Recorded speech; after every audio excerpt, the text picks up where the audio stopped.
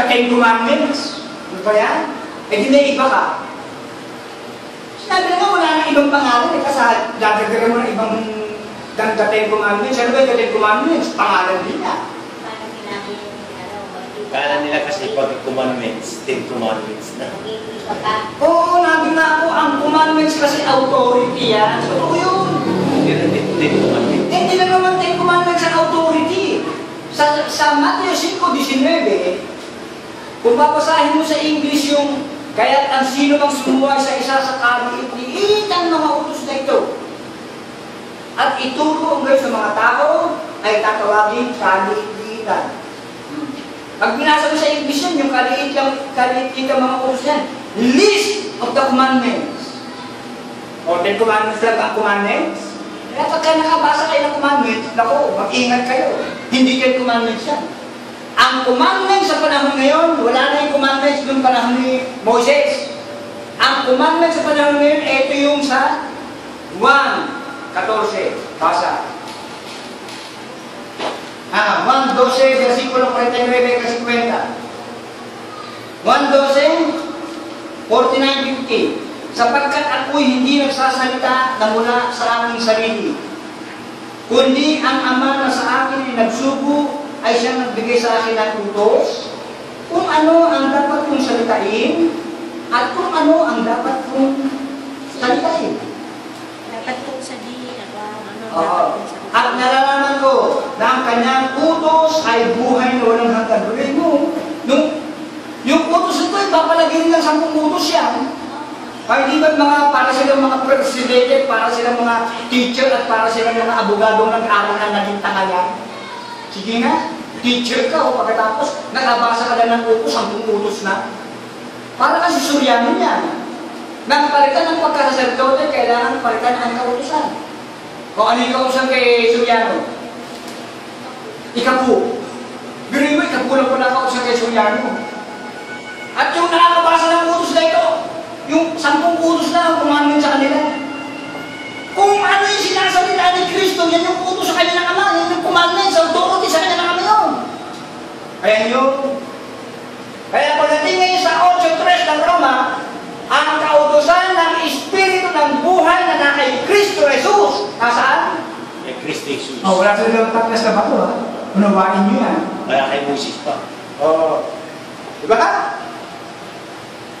Yan yung commandments na sinasabi sa Revelation. Sa kanila, 10 commandments yun. Yung kautosan ng Espiritu ng buhay na kay Kristo Jesus. Hindi sinasabing kautosan ng Espiritu ng buhay na sa dalawang tapos na bato. Jesus, nakakabasa lang kayo ng commandments. Yung 10 commandments na, dalawang tapos na bato. Yung sa 14-12, pinapalagay nila 10 utos. Ay, hindi 10 utos yun, yung 14-12. At ang mga Revelation. Eh, parang mga teacher at abogado yun, nag-abogado, nag-teacher, pagkatapos hindi marunong bumasa ng English. Di ba, pinatutuwanan nila doon yung sinalita ni Kristo na itinuro niya yung 10 commandments sa binata.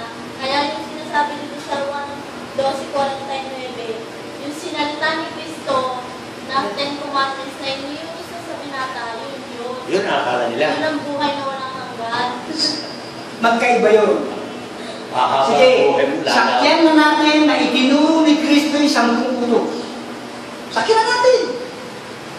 Ano ba sinabi ni Kristo? Sino ba yung kausap niya? Binata. Alagad ba niya yun? Hindi. Paano ba nagsasalita si Kristo pag hindi niya alagad? Talinhaga. Mga talinghaga yan. Ngayon, pagdating sa ibang kasulatan, ang nag-iibig ng kanyang buhay ay mawawalan niya. Paano ba mag-iibig ng buhay?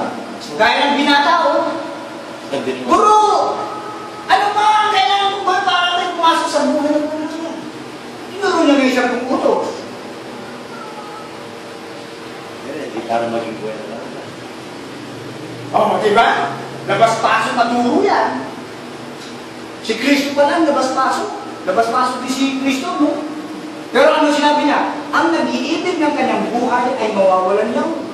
Ang tanong ngayon, paano ba ang nag-iibig ng kanyang buhay? Ayun, yung binata. Guru, ano ba dapat kong gawin para ako pumasok sa buhay ng kanyang buhay? Ano tinuro ni Kristo? 10 utos. Hindi Diba? mo pumasok sa buhay. Dapat, ano daw yung buhay na walang hanggan? O sige, buhay na walang hanggan na. Sige. Mawawalan ka rin, no? Di ba?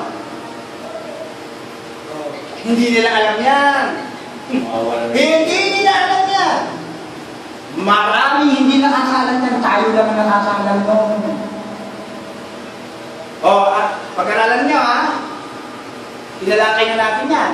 Ang sabi ni Kristo, ang nag-iibig ng kanyang buhay ay mawawalan niya. At ang mawalan ng kanyang buhay dahil sa akin Makakasumpong niya. ay makakasumpong niya.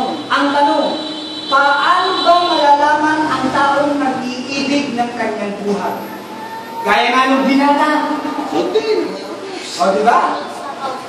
Ano yung tanong ng binata? Guru, ano ang mabuting gawin upang ako'y magmana buhay ng hanggan? Sundin mo mga utos. Itunuro sa utos, ano? Pag sinunod yung buhay kaya siya? Buhay. Ha? Makakawalan buhay. Sabi ni Kristo, nag-iibig lang ka ng buhay, mawawalan niya. Di ba? Ganda. Yan, sa mga katwid, ito po yung logic niyan. Yung tinuro ni Kristo, na gawin mo at mabubuhay ka, totoong itinuro po yun sa mga aklat ni Moises. Nung panahon ng ni Moises, mabubuhay ka talaga yan pag isasagawa mo yung mga kautusan. Pero nung panahon ni Kristo ngayon, pag ibigin mo pang ariing ganap yan sa kautusan na yan, hindi ka naaariing ganap sa paningin ng Diyos. Hulog ka na. Hindi naman sinira ni Kristo yung kautusan, tinuro pa na eh. Di ba? Hindi ako naparito upang sirain ng kautusan o ang mga propeta. Tinuro pa niya. Pati paghahandog, itinuro pa niya. Ngayon, paano niya tinuro? Pero hindi po. Hindi niya naibig. Sandali, paano niya itinuro yun? Hindi niya naibig. Guru! Ito, magaling ka na.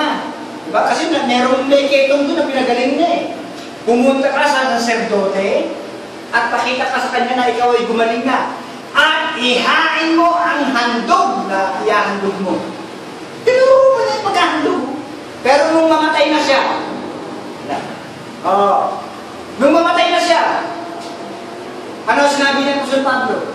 Si Apostol Pablo ang nagpatuloy. Kasi si Apostol Pablo yung Israel na tinatawag din yan eh. Ni Isaias eh. Si Israel ang tinawag ng Panginoon si Kristo upang ipagpatuloy ang ebanghelyo niya. Nung namatay siya at nang nabuhay siya, itinuro ni Apostol Pablo ngayon niya. Yan ang dapat nakita ng mga bilanggo ng kautusan. Ano sinabi doon ni Apostol Pablo? Sa kaloogang yaon dahil pinapaging banal sa pamamagitan ng pagkahandog ng kanyang katawan. Inaalis niya ang una upang maitatag ang ikalawa. Ano ba yung una?